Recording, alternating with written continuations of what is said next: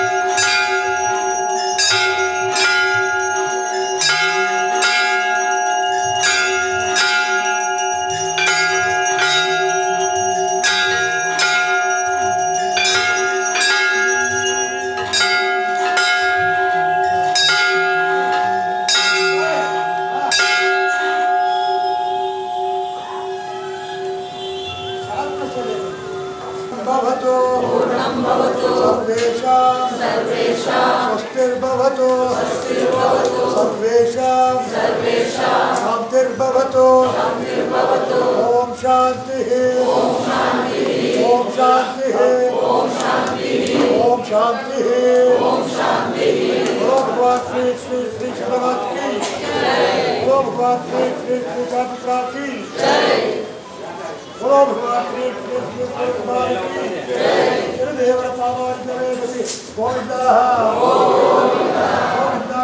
संरक्षणे गोविंदा तब भगवते श्री आदित्यादि नवग्रह योगकारक वरदाश्वत्थ श्री शनि महादेवाय नमो नमः। ಈ ಸನ್ನಿಧಿ ಸುಮಾರು 75-80 ವರ್ಷದ ಇದೆ, 46 ಇರಬಹುದು ಅಂತ ಕಾಣುತ್ತೆ. 46ರಲ್ಲಿ ವರದಾಶ್ವತ್ಥ ಅಂತ ಶನೇಶ್ವರ ಸ್ವಾಮಿಯ ಒಂದು ಅಶ್ವತ್ಥಕಟ್ಟೆ ಮಾಡಿ ಅಲ್ಲಿ ಗಣಪತಿಯನ್ನು ಪ್ರತಿಷ್ಠಾಪನೆ ಮಾಡಿರ್ತಾರೆ. ಈ ಒಂದು ಸ್ವಾಮಿಯ ಒಂದು ಸನ್ನಿಧಿಯಲ್ಲಿ ಸ್ವಾಮಿಯ ಸೇವೆ ಮಾಡಿ ಹೇಳಿಕೊಡ್ತಾ ಇದ್ದೀನಪ್ಪ ಒಳ್ಳೇದು ಮಾಡು ಅಂತ ಹೇಳಿ ಸ್ವಾಮಿಗೆ ಎಳ್ಳು ದಾನವನ್ನು ಕೊಟ್ಟು ಎಳ್ಳು ಬತ್ತಿಯನ್ನು ಒಂದು 3 ಸರಿ ಅವರಿಗೆ ನೇಮಿಸ್ಕೊಂಡು ಸರ್ವ ಪಾಪ ಸರ್ವದೋಷ ಸರ್ವ ಕಷ್ಟ ಎಲ್ಲ ಪರಿಹಾರ ಮಾಡಪ್ಪ ಅಂತ ಸ್ವಾಮಿ ಬೇಡಿಕೊಂಡ್ರೆ ಎಲ್ಲ ಸ್ವಾಮಿಯ ಒಂದು ಅನುಗ್ರಹ ಸಿಗುತ್ತೆ. ಎಲ್ಲರೂ ಬಂದು ಆ ಸ್ವಾಮಿಯ ಕೃಪೆಗೆ ಪ್ರಾರ್ಥರಾಗಬೇಕು ಅಂತ ಈ ಮೂಲಕ ತಮ್ಮಲ್ಲಿ ಭಕ್ತಿಪೂರ್ವಕವಾಗಿ ವಿನಂತಿಸಿಕೊಳ್ಳುತ್ತೇವೆ. ಓ ಸರ್ವೇ ಜನಃ ಸುಖಿನೋ ಭವಂತು, ಸಮಸ್ತ ಸನ್ಮಂಗಳಾನಿ ಭವಂತು.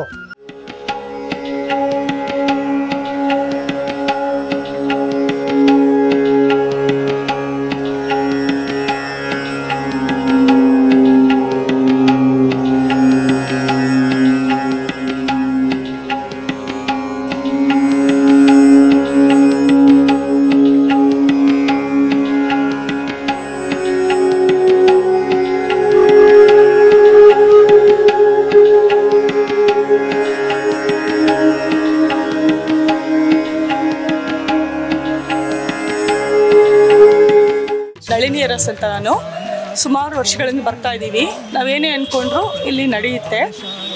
ಇದು ತುಂಬಾ ಪವರ್ಫುಲ್ ಆಗಿರುವಂಥ ದೇವಸ್ಥಾನ. ನಾವು ಸಣ್ಣವರಿಂದ ಬರ್ತಾ ಇದ್ದೀವಿ. ಪುರೋಹಿತರು ಅವರೇ ಇದ್ದಾರೆ, ದೊಡ್ಡವರು. ಹಾಗಾಗಿ ನಮಗೆ ಒಂದು ಖುಷಿ ಆಗ್ತದೆ. ಈಗ ಮಗನಿಗೂ 30 ವರ್ಷ ಆದರೂ ನಾವು ಇಲ್ಲಿ ಬರ್ತಾ ಇದ್ದೀವಿ.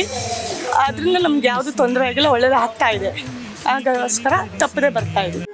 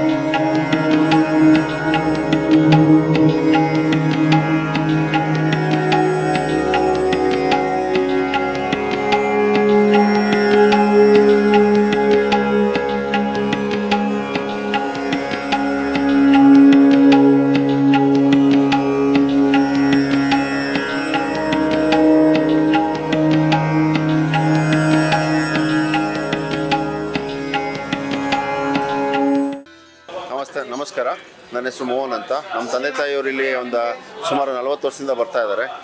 ಪ್ರತಿ ವರ್ಷ ಶ್ರಾವಣದಲ್ಲಿ ಮತ್ತು ಕಾರ್ತಿಕ ಮಾಸದಲ್ಲಿ ಬೆಳ್ಳಿ ಅಲಂಕಾರ ಮಾಡಿಸಿ ಸ್ವಾಮಿ ಅನುಗ್ರಹ ಪಡೀತಿದ್ದಾರೆ. ನಮಗೆಲ್ಲ ಒಳ್ಳೆಯದಾಗಿದೆ. ನಾವೀಗ ರೀಸೆಂಟಾಗಿ ನಾನು 10 ವರ್ಷದಿಂದ ಬರ್ತಾ ಇದ್ದೀನಿ. ತುಂಬ ಶ್ರೇಷ್ಠವಾದ ದೇವಸ್ಥಾನ, ಎಲ್ಲ ಒಳ್ಳೆಯದಾಗಿದೆ. ನಮಸ್ಕಾರ.